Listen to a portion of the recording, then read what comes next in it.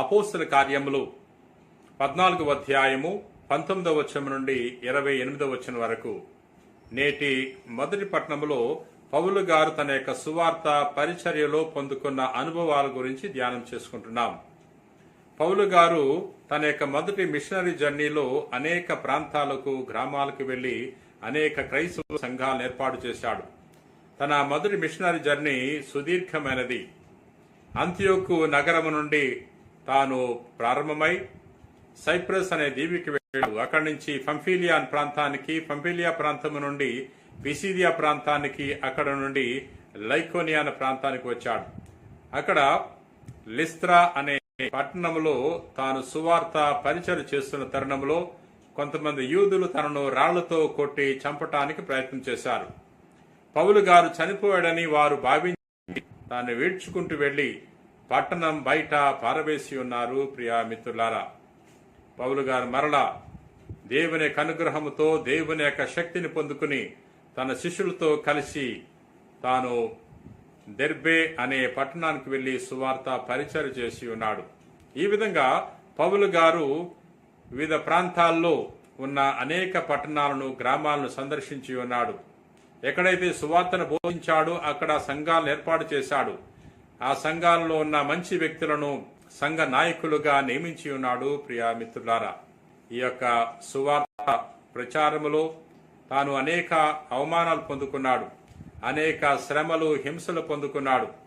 తనను చంపటానికి ప్రయత్నం చేసిన మరణానికి కూడా భయపడలేదు. ప్రియా మిత్రులారా, ఈ విధంగా అలుపెరగని సువార్త బోధకుడుగా తాను జీవించి ఉన్నాడు. మనం కూడా పౌలు గారు వలె క్రీస్తు యొక్క సందేశాన్ని ఇతరులకు చాటి చెప్పడానికి ప్రయత్నం చేయాలి.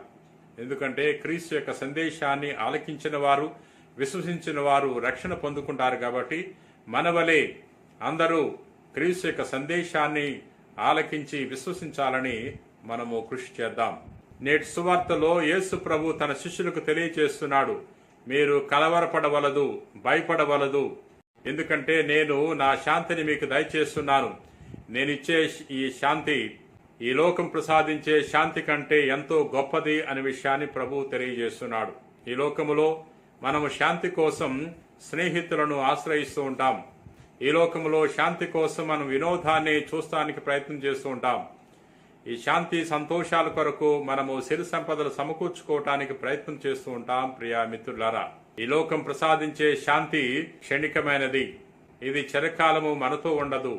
ఎందుకంటే మనము సమస్యను ఎదుర్కొన్నప్పుడు, బాధలు, ఇబ్బందులు ఎదుర్కొన్నప్పుడు, వ్యాధులకు లోనైనప్పుడు మనలో ఉన్న శాంతి తొలగిపోతుంది. భయము మనలో ప్రవేశిస్తుంది, ఆందోళన మనలో ప్రవేశిస్తుంది. ప్రియా మిత్రులారా, కానీ ప్రభువు ప్రసాదించే ఈ శాంతి శాశ్వతమైనది.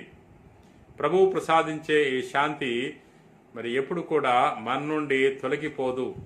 ఎవరు కూడా ఈ శాంతిని మన నుండి దూరం చేయలేరు. ప్రియా సహోదరి సహోదరులారా, మనం చూస్తున్నాం, యేసు ప్రభు ఉత్థానమైన తర్వాత తన శిష్యులకు దర్శనమిచ్చి తెలియజేస్తున్నాడు, మీకు శాంతి కలుగునుగా అంటున్నాడు.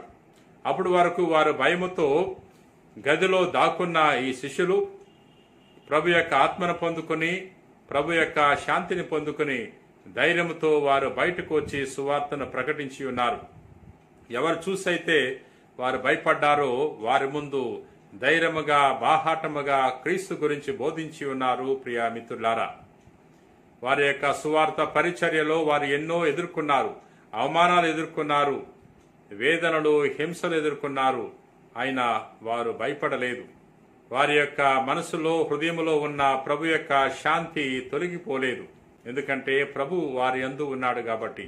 ప్రభు ఎప్పుడైతే మనలో ఉంటాడో మనలో ఉన్న శాంతిని ఎవరు కూడా తీసివేయలేరు. ఎంత సమస్య వచ్చినా మనము కలవరపడము, భయపడము. ప్రియ సహోదరి సహోదరులారా, మత్తయి సువార్త 5వ అధ్యాయంలో ప్రభు తెలియజేస్తున్నాడు, శాంతి స్థాపకులు ధన్యులు, వారు దేవుని కుమారులు అనబడతారు అంటున్నాడు. ఎవరైతే ఈ లోకములో శాంతిని స్థాపిస్తారో అటువంటి వారు దేవుని కుమారులు అవుతారు. మనము ప్రభు నుండి ఈ శాంతిని పొందుకోవాలి. ప్రభు నుండి శాంతిని పొందుకొని ఈ శాంతిని ఇతరులతో పంచుకోవటానికి ప్రయత్నం చేయాలి. మనం నివసించే ప్రాంతంలో, ప్రదేశాలలో మరి శాంతిని నెలకొల్పటానికి మన వంతు కృషిని మనము చేయాలి. ప్రియ సహోదరి సహోదర, ప్రార్థన చేసుకుందాం. ప్రేమ కలిగిన ప్రభువా, దయగిన సర్వేశ్వర ప్రభువా, నేను స్తుతిస్తున్నాం, మహింపరుస్తున్నాం, గణపరుస్తున్నాం.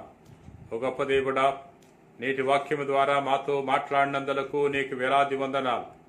ప్రభువా, నేటి మొదటి పట్టణములో పౌలు గారు చేసిన సువార్త పరిచర్య గురించి ధ్యానం చేసుకున్నాం. ప్రభువా, తాను అనేక పట్టణాలకు గ్రామాలకు వెళ్లి సువార్తను బోధించి ఉన్నాడు.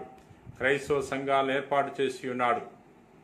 అలుపెరగని సువార్త బోధకుడుగా తాను జీవించి ఉన్నాడు. ప్రభువా, మేము కూడా పౌలు గారి నుండి ప్రేరణ పొందుకుని సత్య సువార్త వ్యాప్తికి కృషి చేసే గొప్ప విశ్వాసాన్ని మాకు ప్రసాదించండి. ప్రభువా, నేటి సువార్తలో శాంతి గురించి మేము ధ్యానం చేసుకుని ఉన్నాం.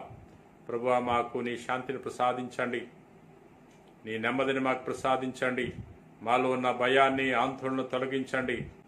ప్రభువా, ఏ కుటుంబం అయితే అనారోగ్యంతో బాధపడుతుందో అటువంటి కుటుంబాల్లో మీరు ప్రవేశించి వారికి ధైర్యాన్ని, స్వస్థతను ప్రసాదించండి.